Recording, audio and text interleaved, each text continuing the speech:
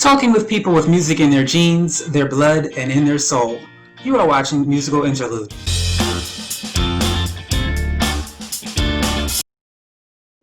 Hi, and welcome to another episode of Musical Interlude. I'm your host, Casey Bell, and today's guest is Hollis Jordan.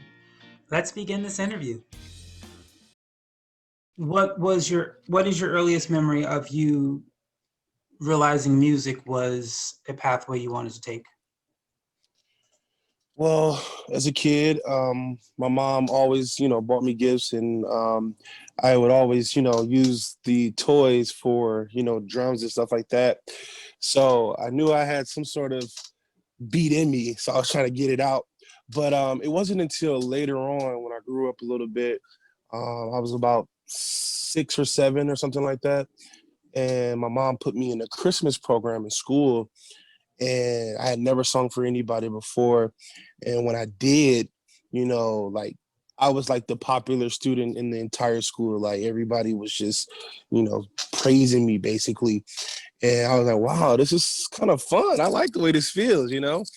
But it's still, I transitioned to a lot of different schools, and then I ended up at a school called Malcolm X Academy, a middle school, where I joined a group, gospel group called God's Little Soldiers, and I became the lead singer for that group.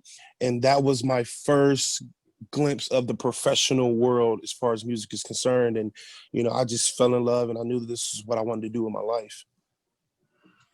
How did you know how to get started? Because there are a lot of jobs out there where the pathway is exactly the same, real estate agent, doctor, lawyer, basically the same, but the music industry doesn't really have a pathway, and there really is back in the day, there was no YouTube, so there was no one really freely telling people this is how you become a musical artist.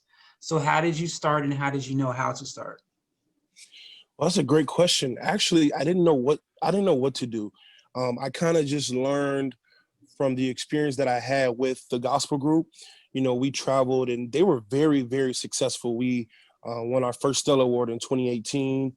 And but we had been traveling, I mean, all over the country, and we were singing every weekend, and it was a professional thing.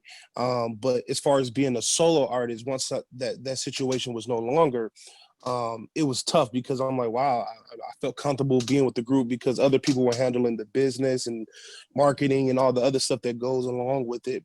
So I didn't have to worry about it. And then now here I am on my own trying to find out how to run this, because it is a business. It's a business. So I didn't know anything about business, but it just took a lot of trial and error, and just, I had to put in my hours, and I got better and better and better. I failed, succeeded. And that's basically how I figured it out, man. Just failing, and never gave up. So I read your bio going back, and it said that you were having problems in school and you couldn't seem to keep out of trouble. I personally believe that it's not so much that we're, if you take a penguin and you bring them to a mountain and ask it to fly, it's going to have some problems, because that's not what it was created to do. So lots of times in school, they think all children are exactly the same, trying to force them to stay in an environment. Like if you are, how do I say, if you are efficient in math and that's all you can do really well, and then you're sitting in some English class and it's Mm-hmm. really not, you're not interested in it, they're Mm-hmm. expecting, they think there's something wrong with you because you can't keep up and you can't get into trouble. And instead of noticing someone's gift and keeping them in that error, they force children to stay in a particular, you know. So how do you, because some parents don't have the luxury of taking their child out of school and putting them into a special, art school or a math school. So how did you change, and what advice would you give to parents to help their children who are stuck in an environment that they just don't belong in? And how do they stay out of trouble and stay well, even in an environment they just don't belong? Yeah, well, school for me, you know, I, and I've known this since I was a small child. It's kind of weird to think about it now, but I just never. I mean, I understand the importance of learning and education, but just the environment in which I was being taught, I just felt like it was uncomfortable. I didn't want to be there, you know. And my mom could tell you a million stories where she would take me to school. I was so attached to my mom as a kid. I'm the youngest of 7, so I was super attached to her. So when I started going to school, I was like, no, I'm not. I'm trying to be at home with you. What are you doing?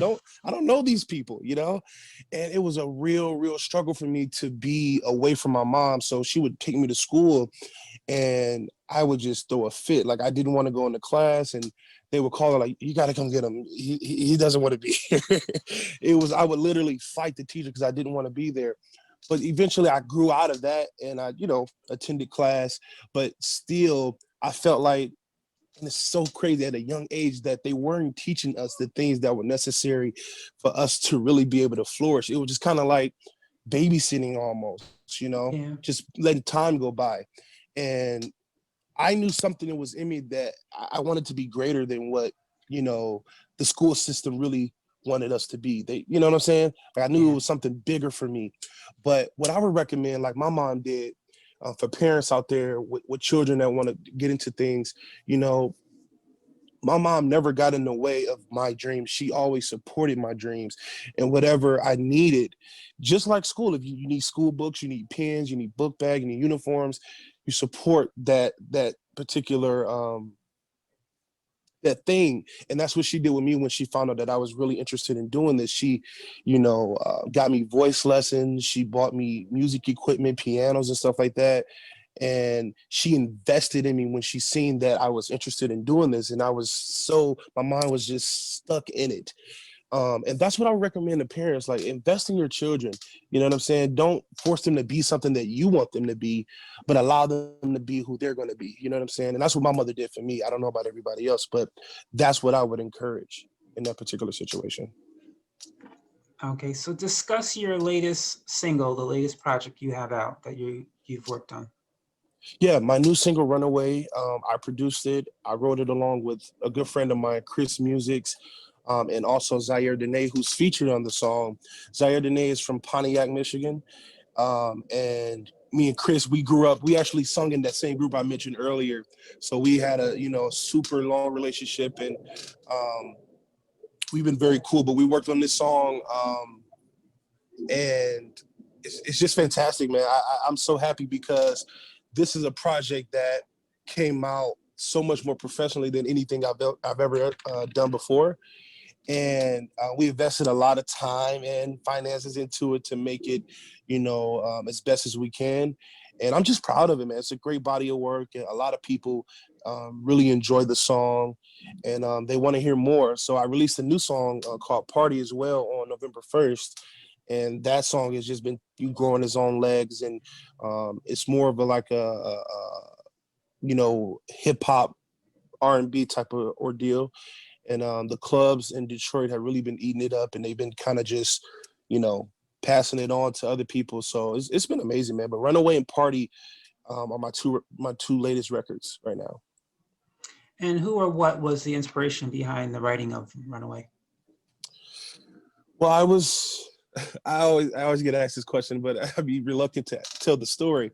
So I'll just give you like a little bit of the surface of the story. I was dating this young lady, and she was a mother, and she had recently broken up with the father, and we were, really getting serious and stuff like that. And like 3, 4, 5 months down the line, she explained to me that she would rather, reconnect with the ex and be a family. And I didn't want to get in the way of that. So I backed up, man. That's the type of guy I am. Like, I'm not here to prove a point. I'm not trying to be with nobody else's. It's not like that. I'd rather them be happy as a unit. And so I took that story and I wrote this song called Runaway. It's really about me, chasing a girl who is reluctant, and just trying to convince her that I'm the right guy for her. And that's kind of really it, man. I wish it was more elaborate, but it is what it is. All right. So the last question: if you had a fairy godmother and she said, say a name, any name, And once you say that name, you would magically be in a music studio, and you can collaborate, do a duet, whatever, with that person. And that they could be either dead or alive. It doesn't matter. Who would it be and why? Can I choose more than one or just one?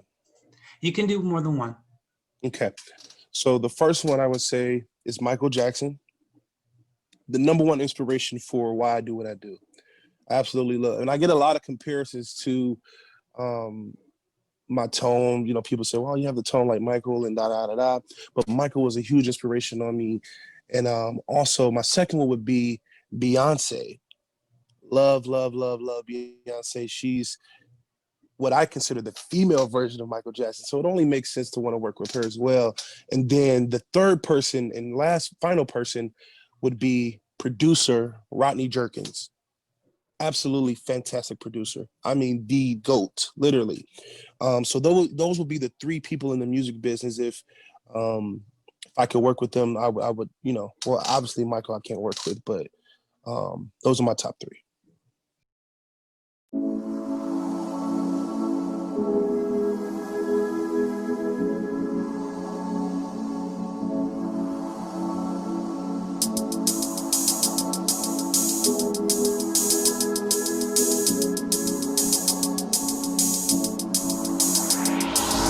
I see you coming closer, when you shaking your body and moving in motion.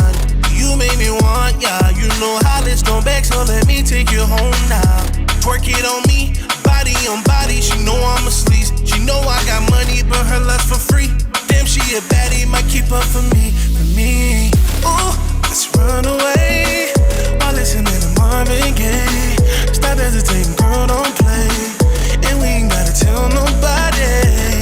Let's run away, while listening to Marvin Gaye. Stop hesitating, girl, don't play.